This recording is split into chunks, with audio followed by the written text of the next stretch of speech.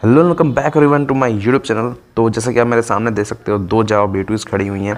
एक है जावा 42, दूसरी है जावा स्टैंडर्ड। तो आज मैं चलाने वाला हूँ जावा 42। अब मुझे पर्सनली ज़्यादा अच्छी लगी भाई, इसलिए पहले मैं ये चलाऊँगा। दोनों में कोई खास डिफरेंस है नहीं, लुक्स का डिफरेंस है बस, और हैंडल बार का डिफरेंस है।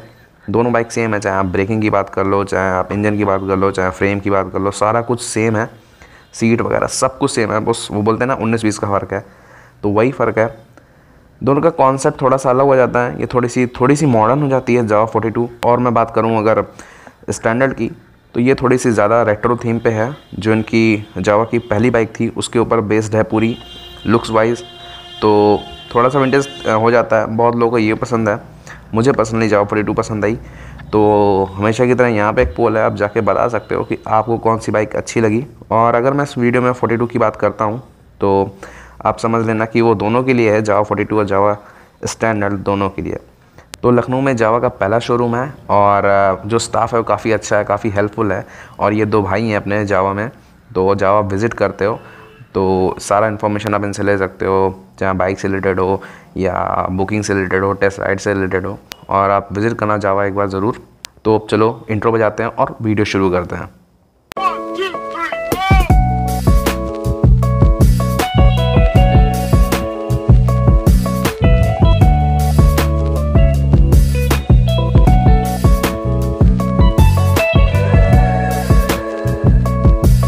तो पहले जैसा कि मैंने बोला लुक्स के बारे में, तो जावा 42 बहुत अच्छी मुझे लगी कंपैरिजन में, अगर हम जावा स्टैंडर्ड की बात करते हैं। और इसका डायरेक्टली कंपटीशन वैसे तो रॉयल एनफील्ड के साथ है, लेकिन मैं इस वीडियो में रॉयल एनफील्ड का नाम नहीं लूँगा, कोशिश करूँगा कि ना लूँ, क्योंकि ये खुद में एक इतना बड़ा ब्रांड है जो पूरी अपने नाम पे वीडियो डिज़र्व करता है विदाउट कंपैरिजन। 1929 का ब्रांड है ये, और इंडिया में वापस आया है। तो लुक्स के बारे में जैसा कि मैंने बताया, मुझे 42 ज़्यादा पसंद है।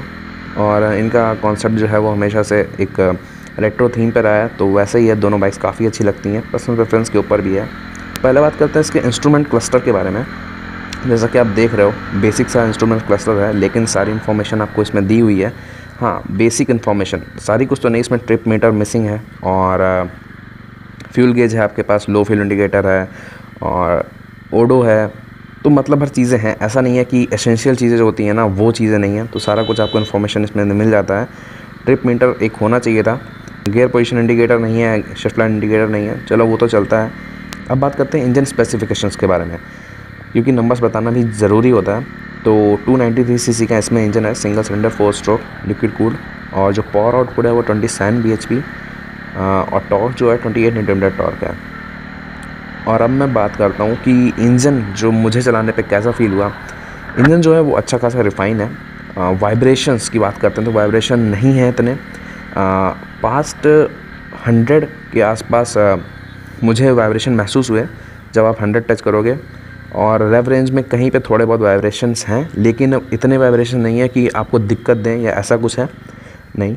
इंजन काफ़ी रिफ़ाइन है, लेकिन कंपैरिजन में, मैं नाम नहीं ले रहा हूँ, लेकिन कंपेयर भी नहीं करूँगा इस वीडियो में। इंजन जो है वो अगर ओवरऑल मैं बोलूँ तो काफ़ी अच्छा इंजन है, क्योंकि जो पावर आउटपुट है, जो टॉर्क आउटपुट है वो काफ़ी अच्छा है। 290 गियर बॉक्स और क्लच की बात करते हैं अगर, तो गियर बॉक्स अगर मैं बोलूँ फॉल्स न्यूट्रल भी हुए मेरे से 2-3 बार, और वो थोड़ी सी इतने स्मूथ नहीं था। लेकिन जो क्लच है वो बटर है, मक्खन है एकदम। ऐसा नहीं फील होता है कि आपको उठा के फेंक देगा बाहर बाइक से, या इतना वो जर्क महसूस होता है ना, जो वो नहीं है। जर्क बिल्कुल भी नहीं है। तो ट्रैफिक वगैरह में क्लच यूज़ करने में आपको बिल्कुल भी दिक्कत नहीं होगी। थ्रॉटल और फ्यूलिंग की बात करते हैं तो एक मॉडरेट लेवल पे है इसका जो क्लच है और फ्यूलिंग है। फ्यूलिंग की अगर बात करता हूँ तो आप अगर जैसे ही ऑन द गैस जाओगे, यू कैन फील दैट हाँ revs are building up. Fuelling और थ्रॉटल दोनों ही प्लस पॉइंट पे हैं। और क्लच, जैसा कि मैंने बोला, क्लच और गियर बॉक्स का, क्लच बहुत अच्छा है। गियर बॉक्स पे थोड़ा सा दिक्कत हुई मुझे, क्योंकि वो थोड़ा सा हार्ड था। अब बात करते हैं राइड क्वालिटी के बारे में। राइड क्वालिटी मक्खन, मतलब स्पीड ब्रेकर, पॉट होल्स कुछ दिक्कत आपको नहीं देने वाले हैं रास्ते में। आप आराम से ग्लाइड करते हुए निकल जाओगे मज़े से। लेकिन जो चीज़ एक मैं यहाँ पे बताना चाहूँगा आपको, वो ये है, सस्पेंशन सेटअप तो काफ़ी अच्छा है। जो फ्रंट में है आपको वो मिल टेलीस्कोपिक हाइड्रोलिक फोक्स है, और जो रेयर में है वो हो जाते हैं ट्विन शॉक्स हैं हाइड्रोलिक। जो सीट है वो थोड़ी सी हार्ड है, तो कभी कभी आपको ऐसा फील होगा कि सस्पेंशन सेटअप थोड़ा सा हार्ड है, लेकिन सस्पेंशन सेटअप हार्ड नहीं है, थोड़ी सी सीट हार्ड है। और लॉन्ग रूट में मे भी शायद आपको थोड़ी सी दिक्कत दे सकती है सीट। ऑप्शन आपके पास बहुत सारे होने वाले हैं, तो सीट पे थोड़ा सा काम हो सकता था अच्छा सा। लेकिन ओवरऑल अगर मैं राइड क्वालिटी की बात करूं तो राइड क्वालिटी बहुत अच्छी है, मक्खन की तरह गाड़ी चलती है। और स्पीड ब्रेकर और पॉट होल्स आपको दिक्कत नहीं देने वाले हैं।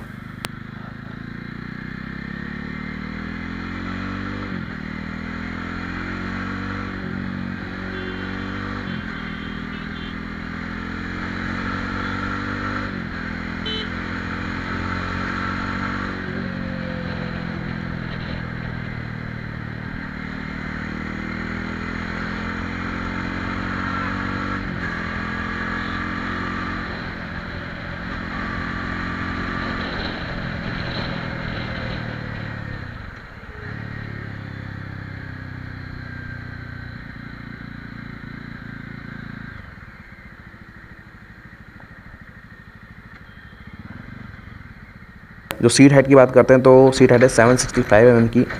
तो मेरी हाइट जो है वो है 5'7". मैं अपने दोनों पैर लगा पा रहा था ज़मीन पे विदाउट एनी इशू पूरे। तो अगर आपकी हाइट कम है, आप अगर 5'3" या 5'2" के भी हो, तभी भी आप इस बाइक को आराम से चला सकते हो। क्योंकि एवेंजर से अगर इसको मैं कंपेयर करूँ तो एवेंजर से सिर्फ इसकी हाइट 25 mm ज़्यादा है। तो आप समझ सकते हो कि सीट हाइट में क्या डिफरेंस है। वेट जो है इसका 170 kg है, तो मैन्यूवर करने में ऐसा नहीं है वेट ज़्यादा है। अगर आप देखोगे तो इस लाइनअप में अराउंड ठीक ठाक वेट है इसका 170 kg, ना ज़्यादा है ना कम है। हाँ, तो अगर आप मैन्यूवर करने की बात बोलते हो, हाँ इससे आप आराम से मैन्यूवर कर सकते हो सिटी ट्रैफिक में, कोई दिक्कत नहीं होगी। फ्रंट एंड जो है वो लाइट है, तो कोई भी दिक्कत नहीं होने वाली है। फ्रंट टायर और रेयर टायर की बात करते हैं, आपको फ्रंट में मिल जाता है 18 इंच का, 18 इंच का व्हील मिल जाता है। रेयर में 17 इंच का है, फ्रंट में 90/90 और रेयर में 120/80। तो वो भी काफ़ी अच्छा है सेटअप। और MRF की नायलो ग्रिप आती है इसमें। तो ग्रिप की अगर मैं बात करूँ, ऐसा कुछ हो रहा है, स्किड वगैरह हो रही है या फिर ग्रिप लूज़ हो रहे हैं ब्रेकिंग पे, वैसा कुछ नहीं हुआ। ब्रेकिंग की बात मैं अभी करूँगा।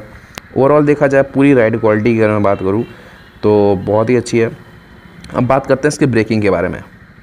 फ्रंट में आपको मिल जाता है 200 mm का फ्रंट डिस्क और with floating callipers with single channel ABS। Rear में आपको मिल जाता है 153 mm का ड्रम ब्रेक पीछे आपको मिलता है। डिस्क ब्रेक क्यों नहीं है मुझे समझ में नहीं आया, क्योंकि जो प्राइस ब्रैकेट है, ऐसा नहीं है बाइक सस्ती है। बाइक अगर देखोगे तो सेगमेंट में अच्छा खासा प्राइस है इसका। और पीछे ड्रम ब्रेक क्यों है समझ में नहीं आया। डिस्क ब्रेक होना चाहिए था, ज़रूरी है। ड्रम ब्रेक का यार बहुत इशू रहता है, इजीली लॉक हो जाता है। बेसिकली जब मैंने चलाया तभी तो इतनी हार्ड ब्रेकिंग मैंने की नहीं जो लॉक हो जाए, लेकिन हाँ लॉक होने के चांसेस ज़्यादा रहते हैं ड्रम ब्रेक में। और कुछ किलोमीटर्स बाद आपको फिर वो टाइट करना पड़ता है, बहुत झंझट होता है भाई इसका ड्रम ब्रेक का। तो अगर ब्रेकिंग की बात करते हैं तो प्रोग्रेसिव ब्रेकिंग इसकी अच्छी है, लेकिन जो इनिशियल बाइट मुझे थोड़ा सा कि हाँ मिस आउट हो रही है वो मुझे थोड़ा सा लगा। लेकिन प्रोग्रेसिव ब्रेकिंग अच्छी खासी है, तो ब्रेकिंग के डिपार्टमेंट में भी अच्छी है बाइक। थोड़ा सा और बेटर हो सकती है। फ्रंट में जैसा कि मैंने बोला इनिशियल बाइट थोड़ी सी और बेहतर हो सकती है। और रेयर में तो डिस्क मांगता है भाई, क्योंकि हम इतना प्राइस पे करेंगे जब इस बाइक के लिए, तो पीछे में हमें डिस्क चाहिए।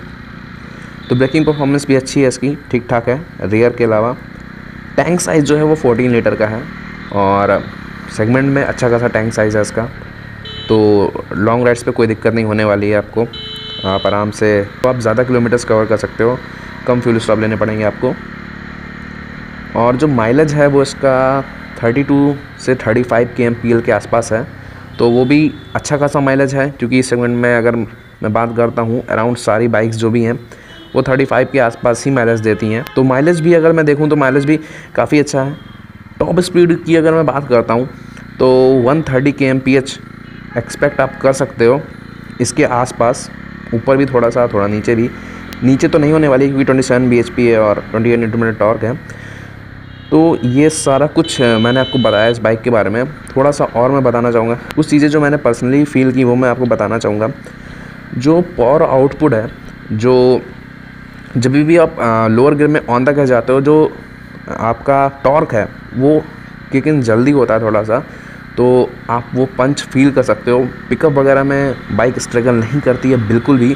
चाहे आप 0 to 60 बोलो, 0 to 100 बोलो, ऐसा फील नहीं होगा कि बाइक स्ट्रगल कर रही है 100 तक पहुंचने के लिए या 110 पहुंचने के लिए।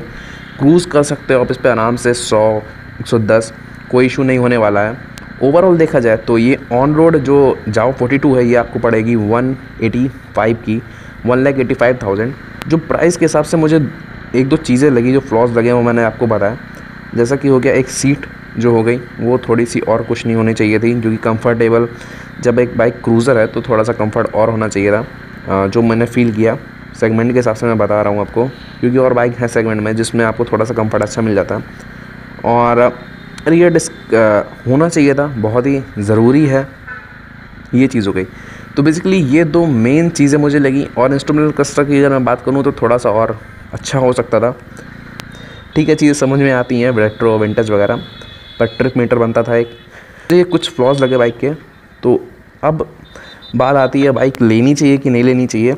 ओवरऑल अगर मैं पूरा पैकेज देखूं तो जो सबसे बड़ी मुझे दिक्कत लगी वो रियर डिस्क की है, वो दे दें तो 185 कोई ज़्यादा नहीं है जावा 42 के लिए। जो जावा स्टैंडर्ड है उसका प्राइस है 193,000। और दोनों में लुक्स का ही डिफरेंस है। तो अब आपको डिसाइड करना है अगर आप बाइक ले रहे हो तो कौन सी लोगे। तो शोरूम की सारी डिटेल मैं डिस्क्रिप्शन में दे दूँगा, आप उनसे कांटेक्ट कर सकते हो टेस्ट राइड वगैरह के लिए, सारा कुछ के लिए। तो आई होप वीडियो अच्छा लगा होगा, और अच्छा लगा तो लाइक कर देना, चैनल पर नए हो तो सब्सक्राइब कर देना। और कोई भी क्वेश्चन हो तो भाई नीचे कमेंट सेक्शन है, जाओ कमेंट करो, मैं रिप्लाई करूँगा, हर बार करता हूँ। और सब्सक्राइब कर दो भाई लोग। Till then ride safe, I am signing off, bye bye.